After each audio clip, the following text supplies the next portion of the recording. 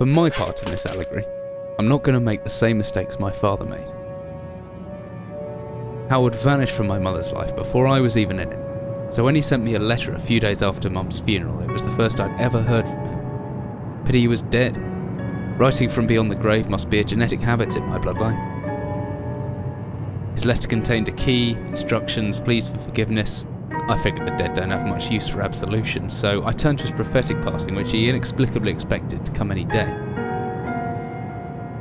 Clearly averse to explanations, my father preferred to leave directions to a bank on Mayfair I'd never even heard of. In that bank was a safety deposit box in his name, and myself as executor.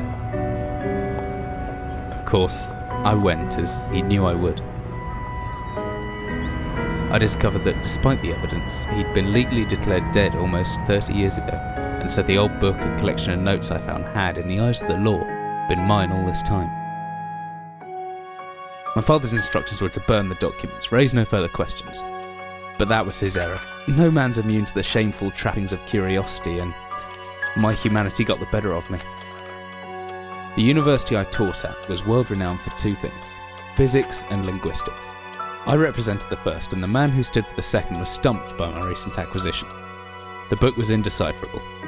The notes, however, showed a location somewhere in uninhabited northern Greenland. It took me almost a year to book the last flight I'd ever take. As I watched civilization disappear along with Heathrow, I realised my father had disappeared 3 decades ago, almost to the day, and I considered in turn what it was that I was leaving behind. We landed on a strip of ice a few feet wide, and within minutes I was pulling away on a chartered boat, beginning the 12-hour journey that would lead me into my past.